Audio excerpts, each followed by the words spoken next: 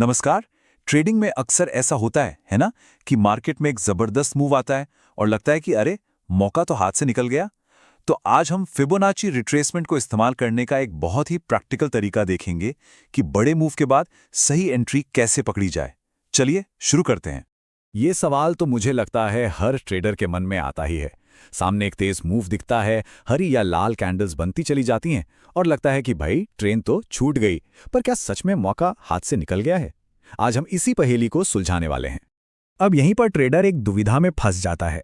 अगर foreign entry ली तो डर लगता है कि कहीं कीमत पलट ना जाए, और अगर इंतजार किया तो लगता है कि ये मौका भी हाथ से गया। इसी दुविधा को हल करने में एक बहुत खास टूल हमारी मदद करता है, और वो टूल है फिबोनाची रिट्रेसमेंट। देखिए, इसका काम बहुत सीधा सा है। ये उन संभावित लेवल्स को ढूंढता है जहां कीमत एक बड़ा मूव देने के बाद थोड़ा सा रुककर, या जिसे हम पुल बैक कहते हैं, वो लेकर वापस अपने ओरिजिनल ट्रेंड की तरफ चल सकती है।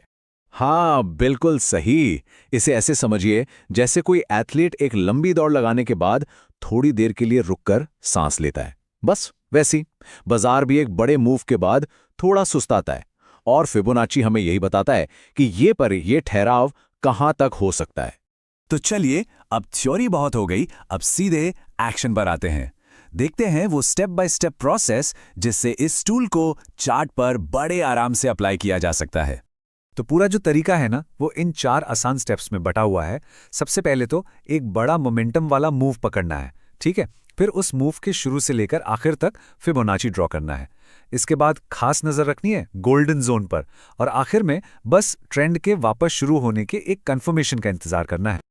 अच्छा, अब इन लेवल्स पर जरा गौर कीजिए। 0.5 और 0.618 ये सबसे जरूरी है। इनके बीच का जो एरिया है ना, उसे ही गोल्डन जोन कहते हैं, और तजुर्बा यही बताता है कि ज्यादातर बार कीमत यहीं से पलटती है। और हाँ, जो 0.786 का लेवल है, उसे हम एक सेफ स्टॉप लॉस एरिया की तरह देख सकते हैं। अब देखिए, इसे सही तरीके से ड्रॉ करना बहुत बहुत जरूरी है। अगर खरीदारी का मौका देख रहे हैं, मतलब अप ट्रेंड में, तो फिबोनाची को मूव के सबसे निचले पॉइंट से पकड़कर सबसे ऊंचे पॉइंट तक खींचना है। और अगर बिकवाली का मौका है, यानी डाउन ट्रेंड, तो ठीक इसका उल्टा, सबसे ऊंचे पॉइंट से सबसे निचले पॉइंट तक। ये सुनने में छोटी सी बात लगती है, पर है बहुत इंपॉर्टेंट। चलिए, थ्योरी काफी हो गई। अब देखते हैं कि ये गोल्डन जोन असल चार्ट्स पर रियल ट्रेडिंग में कैसा दिखता है। हम अलग अलग ट्रेडिंग स्टाइल्स के लिए इसके कुछ उदाहरण देखेंगे। देखिए, इस टेक्निक की अच्छी बात यह है कि इसे 2 मुख्य तरीकों से इस्तेमाल कर सकते हैं। जो लोग स्विंग ट्रेडर्स हैं, जो बड़े मूव्स पकड़ना पसंद करते हैं, वो इसे 1 घंटे जैसे बड़े टाइम फ्रेम पर इस्तेमाल कर सकते हैं। और वहीं जो इंट्राडे ट्रेडर्स हैं, वो इसे 5 मिनट के चार्ट पर छोटे और तेज ट्रेड्स के लिए भी इस्तेमाल कर सकते हैं। ये स्विंग ट्रेडिंग का एक जबरदस्त उदाहरण है। जरा देखिए, कीमत कितनी तेजी से गिरी और फिर पुल बैक लेकर बिल्कुल 0.618 लेवल तक, यानी हमारे गोल्डन जोन तक वापस आई, और वहां से ट्रेंड दोबारा शुरू हुआ और 1000 पिप से भी ज्यादा की गिरावट आई। ये इस जोन की पावर को साफ साफ दिखाता है। और ऐसा नहीं है कि ये सिर्फ बिकवाली में काम करता है। खरीदारी के इस उदाहरण को देखिए। एक मजबूत तेजी आई, उसके बाद कीमत गोल्डन जोन में वापस आई, वहां से सपोर्ट लिया और फिर नए हाई बनाने निकल गई। ये दिखाता है कि ये तकनीक दोनों ही दिशाओं में कितनी असरदार है। और छोटे टाइम फ्रेम का क्या ये वहां भी काम करता है? जी हाँ, बिल्कुल।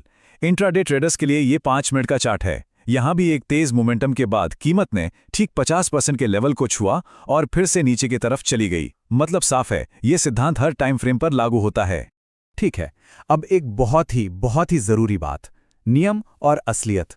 देखिए, कोई भी ट्रेडिंग मेथड कोई जादू की छड़ी नहीं होता, तो इसे जिम्मेदारी से इस्तेमाल करने के लिए कुछ नियमों को समझना बेहद जरूरी है। और सबसे पहला और सबसे बड़ा नियम यही है, ये मानकर चलना होगा कि ये सेटअप 100% काम नहीं करेगा। कभी कभी स्टॉप लॉस भी हिट होंगे। ट्रेडिंग में कामयाब होने के लिए रियलिस्टिक उम्मीदें रखना सबसे जरूरी है। तो इन 3 नियमों को हमेशा गांठ बांध लीजिए। नियम नंबर 1, इस टूल का इस्तेमाल तभी करना है जब पहले एक बड़ा साफ सुथरा मोमेंटम मूव आया हो। नियम नंबर 2, हमेशा मार्केट के ट्रेंड की दिशा में ही ट्रेड करना है। ट्रेंड ही दोस्त है, उसके खिलाफ कभी नहीं जाना। और नियम नंबर 3, इसे एक एक्स्ट्रा कंफर्मेशन की तरह इस्तेमाल करना है। ये कोई अकेली अपने आप में पूरी स्ट्रैटेजी नहीं है, इसे अपनी मेन स्ट्रैटेजी के साथ जोड़कर इस्तेमाल करें। तो इस पूरी बातचीत के बाद सवाल ये उठता है, क्या ये सरल लेकिन पावरफुल तरीका ट्रेडिंग की इस पहेली का वो आखिरी टुकड़ा हो सकता है जिसकी शायद तलाश थी?